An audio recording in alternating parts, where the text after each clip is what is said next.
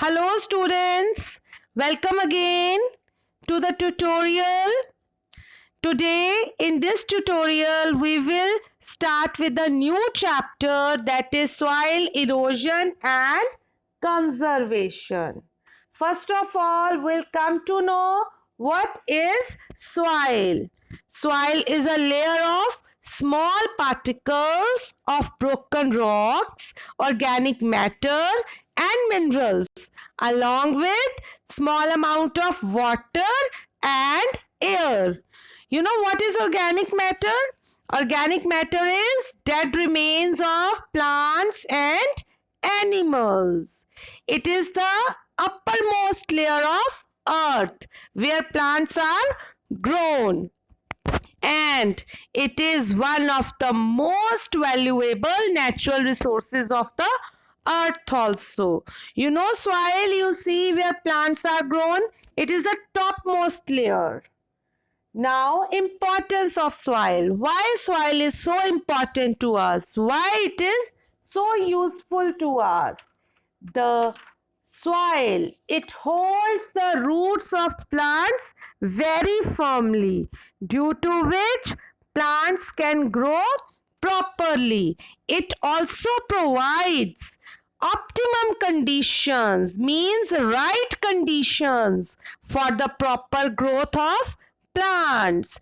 This soil also provide useful minerals, nutrients to the plants. It is also a home to very small animals like insects, earthworms, rabbits. You might have seen these animals coming out of the soil. Rabbits, they make burrows. Earthworms, they make holes. All these small animals, they live inside the soil. It is a home to many animals. You people eat cereals, pulses, fruits and vegetables. From where do you get all these things? Yeah, you are getting from plants, and all these plants are grown in the soil. Apart from this, soil also helps in storage of water. How? Underground water. You know about underground water?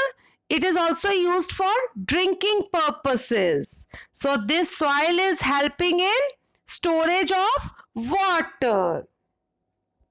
Now coming to composition of soil, means of what components soil is made up of. It is made up of gravel. Gravel are rock particles, small or big particles of pieces of rocks. Sand, very fine particles. Clay, humus. Humus is dead plants and animals. Water and air. Now you can do an activity in which composition of soil is shown. You can do it at home. What you have to do? You just have to pour some water into a glass, and then you have to add a handful of soil to it. Now keep it undisturbed for some time. What will you see after some time? You will see different layers of soil at the bottom. If you will start from the bottom, you will see the layer of big pieces of stones. At the above of it, there will be small pieces of stones. In together, you can call it as gravel because they are heavier. So they come settle down fast at the bottom. Above it, there is layer of sand. It is lighter than the gravel. Then comes the layer of clay. These are very fine particles and are much lighter than gravel and sand. Above sand, there is a layer of water. And above water, you will see some floating dead plants, leaves, flowers, and some small animals. They add humus to the soil. They add fertility to the soil. So soil is made up of gravel, sand, clay, water, and humus. Now, how soil is formed? Formation of soil is actually a slow, long, and continuous process. This process never stops.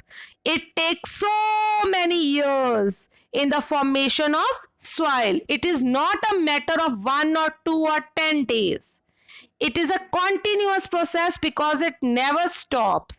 It is going on. First of all, you see big rocks, they break down into tiny pieces. How they break down?